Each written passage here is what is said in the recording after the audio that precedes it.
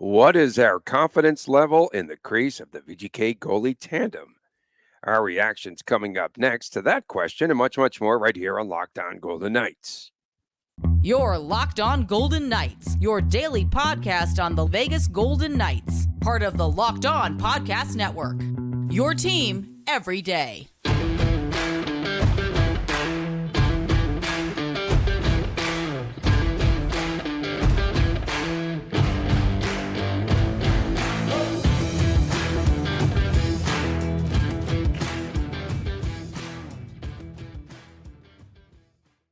Hi again, everyone. Tony Cardasco, Chris Golick from Las Vegas, and thank you for making us your first listen each and every day. And you can find us wherever you get your podcast. And please subscribe to our YouTube channel, which is Locked On Golden Knights. We are brought to you today by Gametime. Download the Gametime app today and use the promo code Locked On for $20 off of your first purchase. So, Chris, starting topic today, even though VGK has had a lot of success between the pipes, why am I still concerned about this goalie tandem of Aiden Hill and Logan Thompson, especially heading into a heavy workload and a very busy schedule? Hill had his worst outing of the season against Minnesota, and Logan Thompson hasn't started a game since January the 27th. I am still not totally confident, Chris, about this goalie tandem. I feel things could implode at any moment. What are your thoughts? It's a fair statement. And I think the first thing we acknowledge, Aiden Hill is the best goalie statistically in the NHL right now. He still has the best goals against at an even 2. And then his save percentage, pardon me, I'll pull it up here in a second. I'll get an accurate number, but his save percentage going into, I believe, this week, 933 right now, which is still the best in the NHL, I believe. So okay. Aiden Hill's getting it done right now.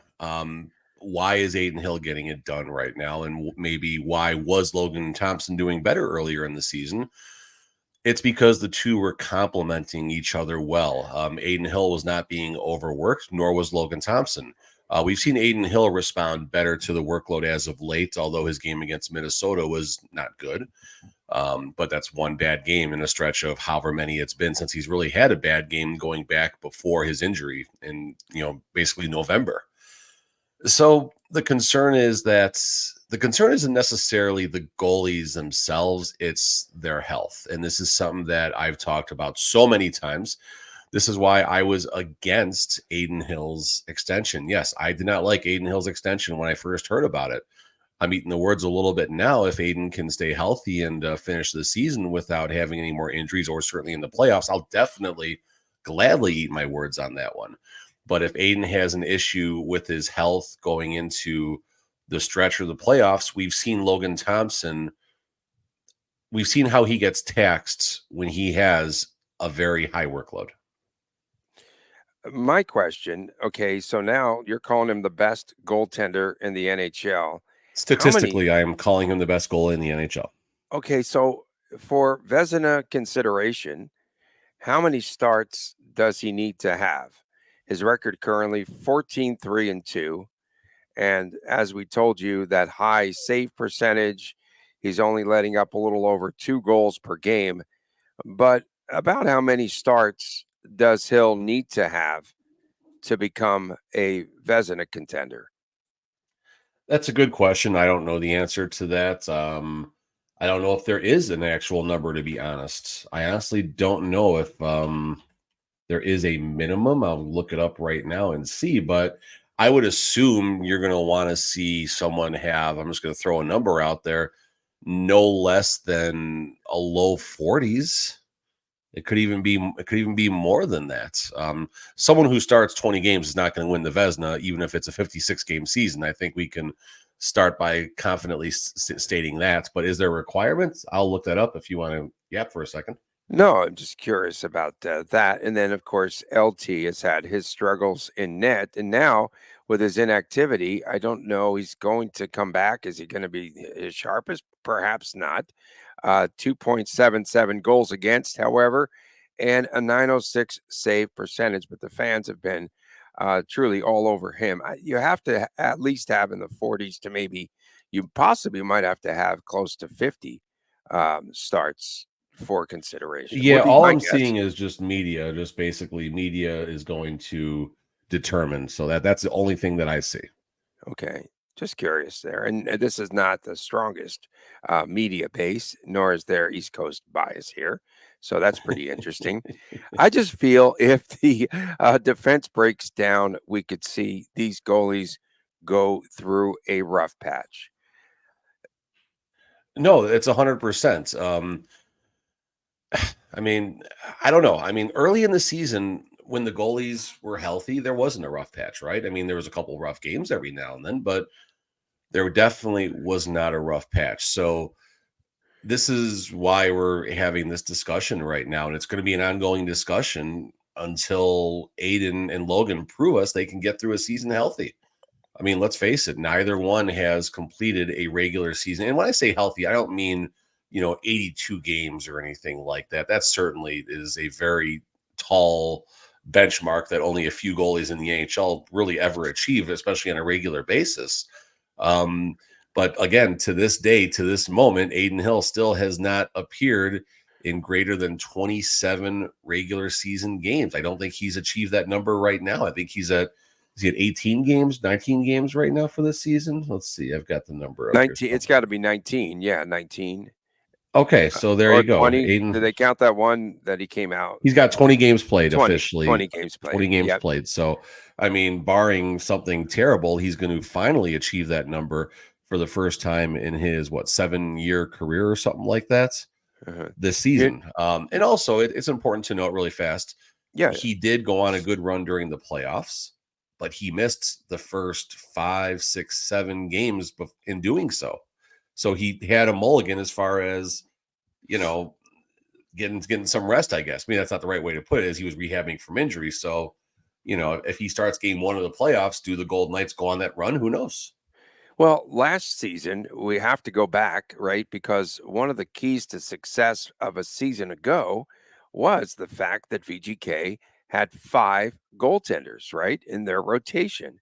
And they had some pretty good ones. Well, Brossois and Quick and the other guys still contributing there. And, these 2 goaltenders. And so the depth, obviously, not as strong as it was a season ago. And I still contend although he'll prove me wrong, I suppose, to some degree last season, that he was an inexperienced goaltender that won the cup. I still contend that sooner or later they're going to need another experienced goalie. No, I know you don't. I know you No, don't agree. not It's that. fine. The window is just getting very small to achieve that. And how are the Golden Knights going to get another goalie on this roster would be the first question. You have so many moving parts. Shea Theodore, and we'll hit maybe more on that in tomorrow's show, but Shea Theodore practiced in a regular sweater. So Cassidy said he might come back this weekend, but it could be up to a week as well. It just kind of depends on how his body responds. So that's going to force a move to be made as far as salary cap implications, whether they waive Bjornfoot, do a low-level trade, or even put Jack Eichel on LTIR to give a temporary Band-Aid to the salary situation. But now if we're talking about adding any goalie, I mean, what are you going to do? You're going to trade, like, all the goalies that are trade bait right now, they're higher-end goalies. I know Golden Knight fans, as much as you'd love to see this, the Golden Knights are not going to trade for Marc-Andre Fleury, so don't you worry about that right there. Outside of goalies like that, you're not going after Halak, who's been, not in the NHL for the last 6 months, although maybe it might work with Phil Kessel. So who knows? Maybe they will go after someone like that. I don't know. I think what you see is what you get with the goalies, and McCrimmon, McPhee, Cassidy are just going to hope that both goalies can stay healthy down the stretch. All right, the made man. You wanted to grade out, give a number grade to the goalie tandem so far? Is that I something think you the want to do? concern, my concern The level is concern the level. The grade. concern level. Okay. If I'm not What is your concerned, it's a concern level? 1. If I'm gravely concerned, it's a 10. I'll say it's a 6 right now. And I will maintain that I'm concerned about the goalie situation because of health. And this is not a Golden Knight problem. This is a problem for probably any team in the NHL. but I'm simply concerned not about Adin Hill's performance, not about Logan Thompson's performance in a complementary role. I'm concerned if one of those two sustains an additional injury down the stretch, what it will do to the other goalie. Sustainable. I would have to say I'm in about the Not 7 sustainable. range. Yeah, not sustainable.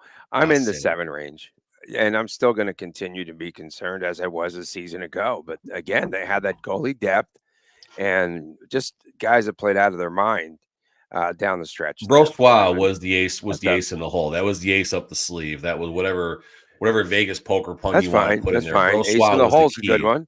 I Yeah. like that. He was the There's ace no in the ace in the hole. hole right now. There's no ace in the hole. If you go up McCrimmon's sleeve right now, I mean, it's Patera, and Patera's been okay at best. You And see it's that not look? knock on Patera. It's just the reality of who he is at this stage of his career right now. He's an AHL goalie.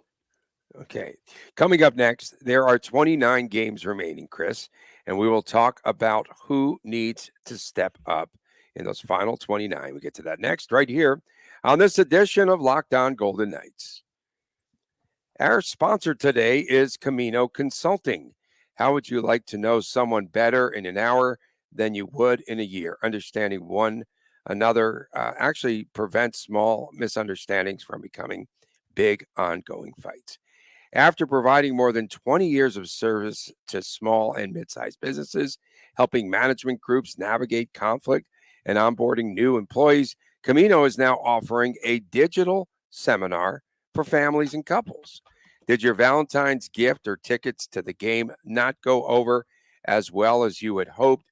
Get to the couples and family online seminar for 25% off for a month of February, the remainder of February, by using the discount code, which is locked on. Again, the discount code locked on for 25% off for the rest of this month. Just go to www.caminoconsulting.ca. Again, caminoconsulting.ca. Or mention Locked On. We're reaching out for a business seminar and receive the first 5 profiles for free. Welcome back. Locked On Golden Knights, this Thursday edition. Tony Cardasco and Chris Golick from Las Vegas. We appreciate you making us your first listen. Tomorrow's WTF, What the Friday. And I'm sure you have a lot of great takes out there as usual. So please start posting them early and often today on Thursday. And then Saturdays, the YouTube exclusive, which is Chris and Chris. And for me, Chris, big day is here. The opener for Oh, Vegas yeah. Thrill. The Vegas Thrill That's today. awesome. Yeah. So over at the Dollar Loan Center, 7 o'clock tonight. And you can, if you can't make it out there, live on SSSEN or whatever that is, that station. And then Monday, we've got the 4 o'clock, the early start. So VGK is at 1, Thrill at 4 over at the Dollar Loan Center. If you want to come on out, a lot of traffic snarls, I understand, near T-Mobile. It's really bad right now, right? They're doing more road construction, and they even sent out an alert for fans to leave early or what have you. So just be careful. And stay late. I'm in a pickle on Saturday because I'm taking Saturday off from the media side. That's daddy-daughter date night. The Hurricanes are Allie's second favorite team. So the good news is I'll be at the game in the seats. But the tough side is I can't get there 3 hours early with my daughter. That would just not be good. And not there's only so much to do. I only have so much money to spend as far as killing time around T-Mobile Arena before the game. So we got to figure a plan out to make this work, because we were going to do some shopping and hit Raising Cane's and stuff like that. And then I see everything is closed, and even Tropicana is closed coming across. It's just, What a disaster. I don't know. The monorail could be in play, but the problem is there's nothing else to do up in that area. So I don't know. But monorail's in play from Sahara, and just take it down from there. But we'll see. Yep. I've got to get over to Mandalay Bay. There's a huge volleyball tournament there with a lot of teams from all over. And also doing an appearance, I might have to mention this as well, Chris, if you don't mind. The volleyball team, your Vegas Thrill, will be over at Flanker at Mandalay Bay. And they'll be signing autographs there from 6 to 7 and prize giveaways and all sorts of things. So come on out.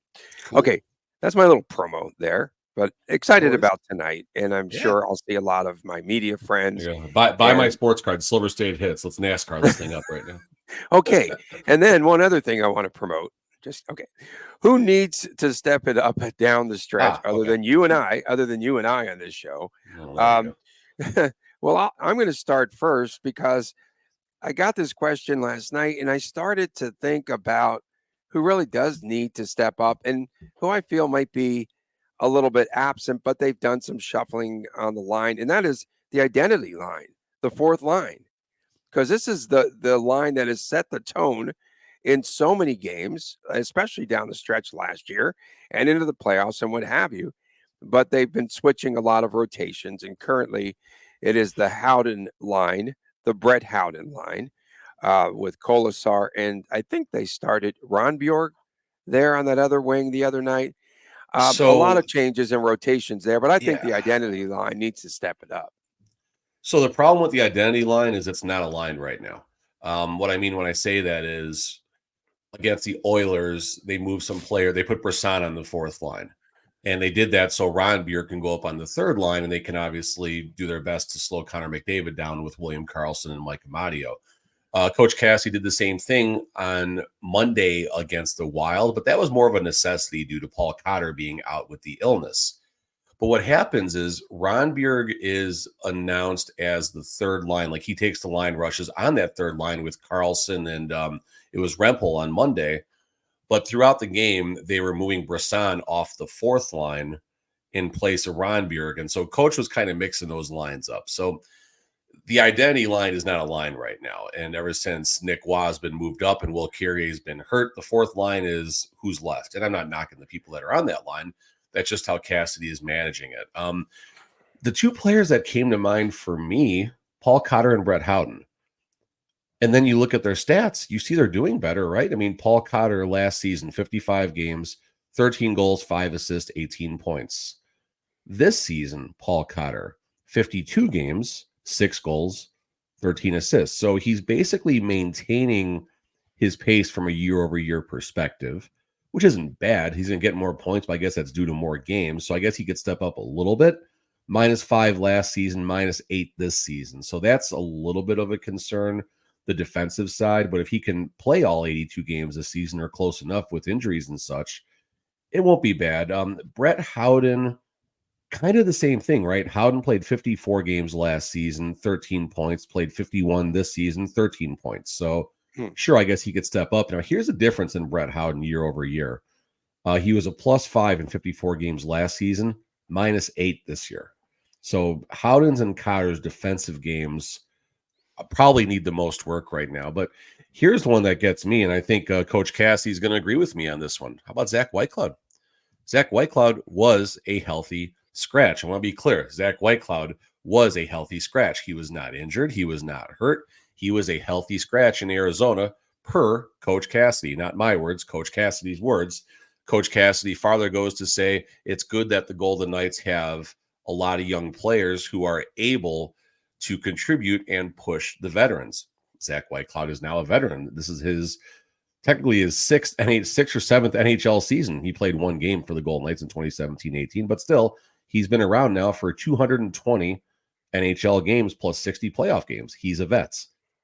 Zach Whitecloud, here's the concerns for me. So 21-22, right? That was season 6. That was all of the injury, or season 5, pardon me. That was all the injuries.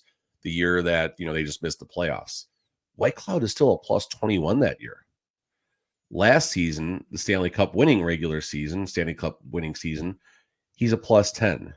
This season, he's only a +1, and he's played 22 less games from a year-over-year perspective. So that tells me that something's going on. Now, it could obviously be with his defense. Well, Nick Hague's been healthy most of the season, I think. So it's not his defensive partner. So Whitecloud, I think, is actually where I'll start the bidding, and then I'll go backwards to Howden and Cotter. You just want to see them maybe expand their game a little bit. And then obviously I got to put it right. Well, no, I'm not dogging Logan Thompson. Logan's doing fine. So Zach Whitecloud needs to step up down the stretch. Logan is doing fine because he hasn't had to play a game now in 18 days. Wow. So Tony's was on pretty the bad. anti-Logan Thompson bandwagon too, apparently. That was for, I mean, to be fair, Tony, that'll get you back in the good graces with about 20% of the fan base. So that's actually a good play by you. I'm trying. Yeah, I'm trying. I think he's not a lot of be the heel. I'm partly agreeing with you in that I think the complementary players need to step up. And for me, I'm looking at Michael Amadio, who's had so many chances this season, especially early on, but he hasn't been able to finish. He did score the goal right against Minnesota the other night, and that was his first since December. But I think they need players like Amadio to finish plays and to score. And as you mentioned, the complementary players also come into play. I mean, Amadio, listen, he's been on all four lines, and he's noticeable when he does it. You put Brendan Brisson on the fourth line, he goes away. They're just reality. Brett Howden, when he's on the fourth line, you're not seeing the minutes necessarily coming their way. You have Mike Amadio on the fourth line. You see that line being put out there in more stressful situations. You put Amadio out there on the third line. He plays good defense against anyone he plays against while contributing. You have Mike Amadio center the second line. He finds ways to contribute on the score sheet, and he did a great job in his 4 or 5 game run when he was the second line center of getting breaks. And even Monday against the Wild, you saw Amadio showing some speed. So I'll push back a little bit on Amadio as far as needing to do more. Amadio this season, 18 points, 46 games. Last season was his career high. 27 points, 67 games. To be fair now, he slowed down a little bit. He was on pace to exceed his career best season. And I mean, he only needs 10 more points. I think he'll get it. But it's definitely not a foregone conclusion. And right now, with all the movement and such, where does Amadio settle in after all of this? Probably on the third line, of course, with William Karlsson and whoever winds up taking the spot on that left wing. I think not necessarily a single player that needs to step up, but I think someone needs to step up and take that second line left wing role. And whether that's going to be a Nick Waugh or a Stevenson once Eichel comes back in the picture. Dorofeev, I thought and I'm not going to say it was a small concussion. There's no such thing, but he got hit by Trouba from your Rangers. He got decked off the faceoff. I thought that was something, and I want to say as simple as a concussion because there's no such thing as a regular concussion, but it seems like there might be more to that. Maybe there could be a fracture or something in his jaw. I don't know, but whatever's going on with Dorofeev, unfortunately, is keeping out extended time, and he was giving some stability to either the second or third line left wing role. So that's someone that they're missing right now. Coming up next, we will take a look at why so many coaching changes there have been around the league. Former VGK head coach Gerard Gallant also checks in a recent article, and we'll talk about that when we return right here on Locked On Golden Knights. Gametime, it's the only ticketing app that gives you complete peace of mind with your purchase. Did you see the J-Lo tickets are going on sale pretty soon? She'll be here in July, just announced this morning over at T-Mobile. And Gametime will have some last-minute deals for J-Lo and so much more. And you could really get good ticketing deals, hot ticket deals, right up until the start of an event and even an hour after it begins. It's the place to find last-minute seats. Find exclusive flash deals and sponsored deals and tickets for everything from the NHL to football, basketball, baseball, concerts, comedy, which you always get on this show or sometimes in theater, and much, much more. With zone deals, you pick the section and Gametime picks the seat for an average of 18% savings. And the Gametime guarantee, that means that you will always get the best price. If you find tickets in the same section and row for less, Gametime will credit you 110% of the difference. Download the Gametime app today, create an account, use the promo code LOCKEDONNHL, and you will get $20 off of your first purchase. Use the promo code LOCKEDON for $20 off. Download Gametime today. Last minute tickets, lowest price, guaranteed. Welcome back, Locked On Golden Knights. This Thursday edition, tomorrow's WTF, Saturday, Chris times Chris, and that'll be the YouTube exclusive. Did Chris throw any tantrums last week? I missed the show, unfortunately. No, Why would he throw a tantrum? Because the Rangers I don't lost? know. What did you He say? doesn't throw tantrums. No, did you get him fired up about something? No, this Did I? past I week. honestly don't remember. Okay, well, I told thanks you at for. the time where we dogged Colasar in the All-Star game, but I I think love or that. That was good. All right, that's sort of a tantrum. I like that. Uh, 6 coaches, Chris, have been fired so far this NHL season. Former VGK boss Gerard Gallant says that he is shocked at the number of coaches fired, including himself. 13 teams, 13 have made coaching changes. They fired coaches since the end of last season, including Turk. Gallant in The Athletic said it's shocking, and it's shocking that so many coaches have gotten the boot, and he called the league a lot different these days. I just wanted you to check in too, as close to half the teams really have had some turnover behind the bench. I mean, listen, we're talking about an organization, pardon me, Organization. that has had 3 coaching changes, 1 new coach, and then obviously 2 changes after that, going back to just 2017, 2018. The average lifespan of a coach under McPhee and McCrimmon is 2.5 seasons. Well, okay, let's start counting. Cassidy 1 season, he's in 2. So halfway about this time next year, Cassidy's gone, right? I'm not saying that. But the point I'm making is a Stanley Cup victory, a deep playoff run, a Jack Adams award does not give you the security blanket that you think it offers. And this isn't just an AHL thing. You see this in other sports too, but obviously we're focusing here.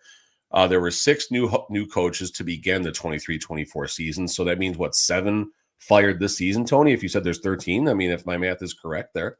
No, six fired so far this season. So 12 coaching changes, basically, nearly. 7 after the end of last season, and then 6 in season. So 13 total. Gotcha. Okay, so 13 coaching changes. So basically a third of the league's been and changed. 40% of the league has been turned over behind the bench. And, first of all, as a GM, or as a coach, you're being hired to be fired. That's certainly a common thing that you do here, or maybe not extended, but most of the time it's fired. That's just how it goes. I mean, Gerard Gallant knows best. They sent him in a taxi and left him on the runway, basically, in Florida. And then, the Golden Knights, in his mind, blindsided him. I think it was kind of a blindside as well, but that's old news at this point. It's just, it's weird, right? It's, I can see where Gallant's saying it's different. Maybe he doesn't feel there's support from the general managers and the ownership. And it's certainly a lot like football. What have you done for me lately type of league. And, like I said, if the Golden Knights, for whatever reason, didn't make the playoffs this year, and that could still happen. I doubt that's going to happen. But if the Golden Knights didn't make the playoffs this year, let's just get goofy for a second. And let's just, for a second, for the next, for the first 30 games of the following season in the 24-25 season, if the Golden Knights were a middling team that was on the verge of a wild card spot, Cassidy's name would be coming up a lot in, as being on the hot seat and stuff. And that's not a knock on Cassidy. That's not a knock on the NHL. That's just simply acknowledging the reality of what it's like being an NHL coach. It happens. It happens. I think in the future, we're going to see coaches developed through the AHL level, like Chris Knobloch, right? For instance, No. No, you don't think so? You still think retreads, huh? Jay Woodcroft, Tony. Jay Woodcroft was the same thing. Well, Knobloch, he was developed in the AHL, and he's gone. Knobloch is 28-8, 28-8-0. Good for him. Let's see him do in the playoffs.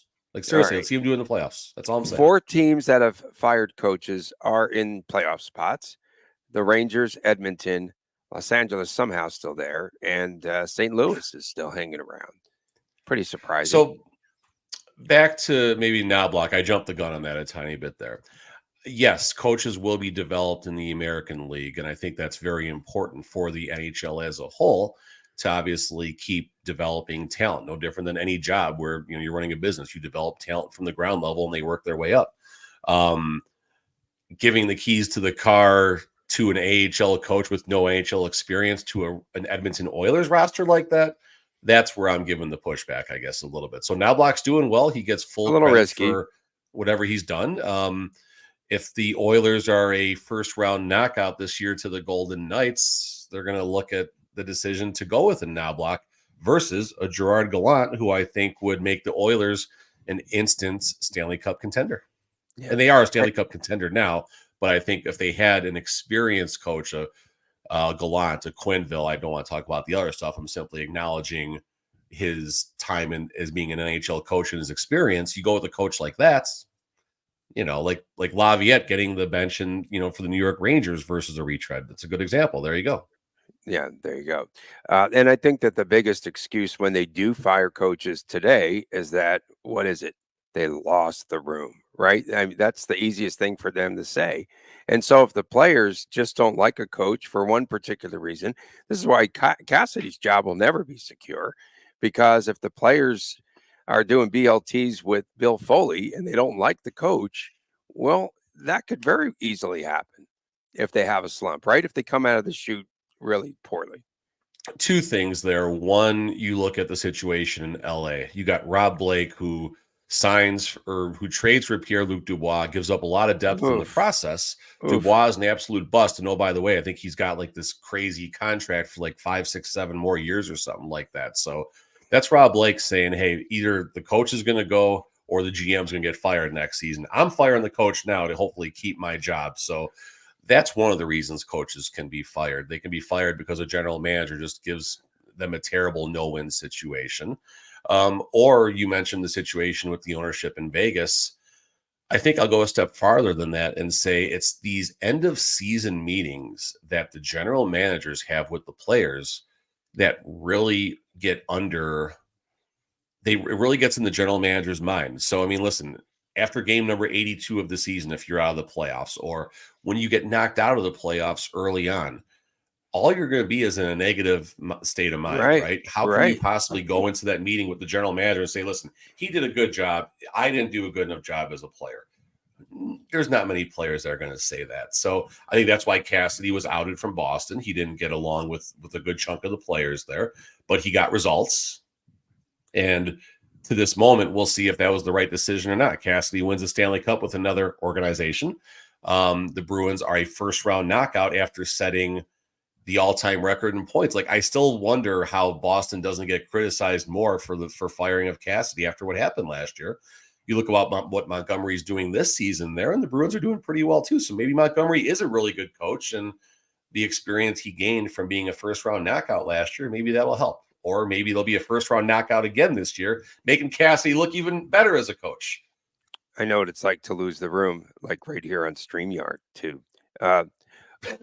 OMG, Phil Kessel, absolutely. Before we depart, absolutely gassed yesterday. I mean, did you see some of those videos circulating? No, there's video. The media, yeah, the Vancouver media had a bunch. Oh boy! I mean, he just skated down the ice, returned, and he was bent over. He was just sucking wind, and that was just when he tied his skates. Sorry, he needs a lot of time probably. Down there in the AHL. He's not ready. He's definitely not ready. We appreciate everyone tuning in. Tomorrow, WTF, What the Friday. Please fire away your comments as always. We appreciate those. Saturday, it's the Chris Times Chris show, and that is a YouTube exclusive where you can subscribe there. For my man, Chris Golick, I'm Tony Cardasco from Las Vegas. Thanks for doing the early start there today, brother. Hey, yeah. We appreciate you tuning in, especially our everydayers. And we'll see you tomorrow right here on Locked On Golden Knights. Take care. Oh, sorry. I was watching the Kessel video here. My bad. All right. Yeah, done. Show's over. Okay.